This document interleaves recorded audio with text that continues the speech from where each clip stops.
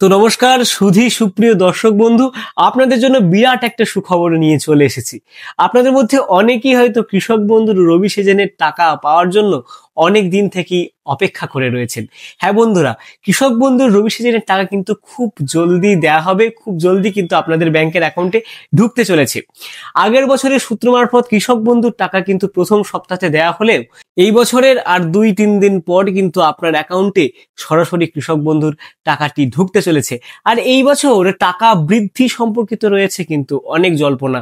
যারা ছোট কৃষক, যারা বড় কৃষক, তাদের সবারই জন্য কিন্তু রয়েছে আলাদা আলাদা তথ্য, যে খবর বিভিন্ন সংবাদপত্রের মাধ্যমে আমাদের কাছে উঠে এসছে। তো আজকের এই ভিডিওর মাধ্যমে আমি সবকিছু বিস্তারিতভাবে আলোচনা করতে চলেছি। তো ভিডিওটি না টেনে পুরোটা দেখুন। এই ভিডিওর মাধ্যমে আমি আপনাদেরকে পরিষ্কার করে বুঝিয়ে দেবো। আর ভিডিওটি শুরু করার আগে আপনি কোন জেলা থেকে এই ভিডিওটি দেখছেন অবশ্যই কমেন্ট সেকশনে জানাতে ভুলবেন না। সেক্ষেত্রে আমি রিপ্লাই কমেন্টের মাধ্যমে আপনাকে সরাসরি জানিয়ে দেবো যে আপনার অ্যাকাউন্টে কৃষক বন্ধুর টাকাটি কবে ক্রেডিট হতে পারে। সুধী সুপ্রিয় কৃষক বন্ধু ভাইরা, আমরা সরাসরি আমাদের অনস্ক্রিনে প্রতিবেদনে চলে এসেছি। দেখুন হেডলাইনে কি বলছে, কৃষক বন্ধু প্রকল্পের টাকা কোন কোন জেলায় আগে ঢুকবে জানুন বিস্তারিত। সূত্র মারফত খবরটি দেখুন নিচে কি বলছে, দীর্ঘ অপেক্ষার শেষে রাজ্যের কৃষকদের জন্য সুখবর। কৃষক বন্ধু প্রকল্পের আয়ত্তায় রবি মরশুমের দ্বিতীয় কিস্তির টাকা পাঠানোর প্রক্রিয়া শুরু হয়ে গেছে। ডিসেম্বরের শুরু থেকেই কৃষকরা মোবাইলে স্ট্যাটাস চেক করে চলেছেন। কবে আসবে বহু প্রতীক্ষিত এই টাকা, অবশেষে মিলল আশার আলো। সূত্রের খবর, ইতিমধ্যেই ডকুমেন্ট ভেরিফিকেশন প্রায় সম্পূর্ণ হয়েছে। এখন শুধুমাত্র মুখ্যমন্ত্রীর আনুষ্ঠানিক ঘোষণার অপেক্ষা। ঘোষণা হলেই দ্রুত কৃষকদের ব্যাংক অ্যাকাউন্টে কিন্তু টাকা ঢুকতে শুরু করবে। বর্তমানে বহু কৃষকের স্ট্যাটাসে ADA uploaded O account valid দেখা যাচ্ছে। এর অর্থ সংশ্লিষ্ট কৃষকের নথিপত্র যাচাই করা শেষ হয়েছে, টাকা যে কোনো মুহূর্তে কিন্তু জমা হতে পারে। এবার যাদের এখনো কিন্তু আপডেট দেখাচ্ছে না তাদের আতঙ্কিত হওয়ার প্রয়োজন নেই। দপ্তর সূত্রে খবর, ধাপে ধাপে সকলের স্ট্যাটাস কিন্তু আপডেট করা হচ্ছে।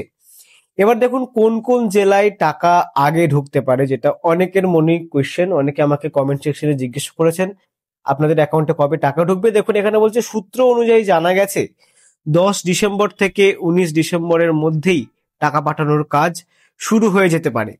প্রথম দফায় যেসব জেলায় টাকা পৌঁছানোর সম্ভাবনা অনেকটা বেশি সেগুলি হলো নদিয়া, মালদা, কোচবিহার, উত্তর ও দক্ষিণ 24 পরগনা, পূর্ব মেদিনীপুর ও পশ্চিম মেদিনীপুর, পূর্ব ও পশ্চিম বর্ধমান, হাওড়া, পুরুলিয়া, বাঁকুড়া, বীরভূম, উত্তর ও দক্ষিণ দিনাজপুর।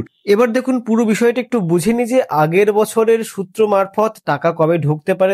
দেখুন 2021 সালে কিন্তু 8 ডিসেম্বর টাকা ঢুকেছিল, 2022 সালে 21শে ডিসেম্বর টাকা ঢুকেছিল, 2023 সালে কিন্তু 12ই ডিসেম্বর টাকা ঢুকেছিল, 2024 সালে কিন্তু 21শে ডিসেম্বর টাকা ঢুকেছিল।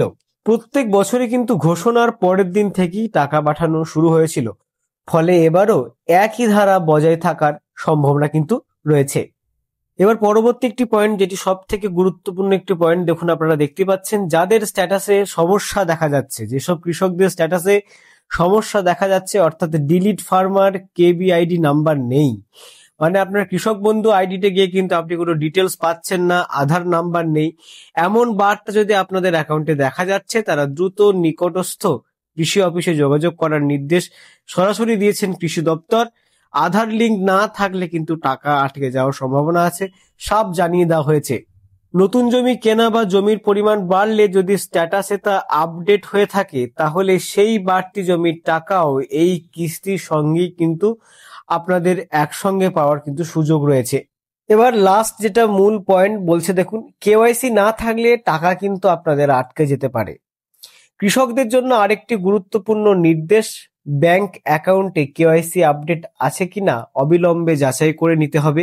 কেওয়াইসি না থাকলে ব্যাংক থেকে কিন্তু ফর্ম নিয়ে পাসবইয়ের প্রথম পাতা, আধার ও প্যান কার্ডের কপি জমা দিলে সাধারণত 24 ঘন্টার মধ্যে কেওয়াইসি আপডেট আপনাদের হয়ে যায়।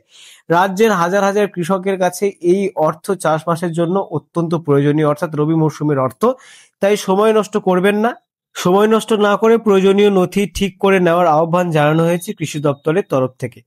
তো তো বন্ধুরা, আজকের এই ভিডিওটি এই পর্যন্তই। কৃষক বন্ধু বা যে কোনো সরকারি প্রকল্পের আপডেট সবার আগে পাওয়ার জন্য আমার চ্যানেলটিকে অবশ্যই সাবস্ক্রাইব করুন। ভিডিওটি ভালো লাগলে অবশ্যই লাইক করুন, বেশি বেশি করে শেয়ার করুন। ততদিন পর্যন্ত নমস্কার।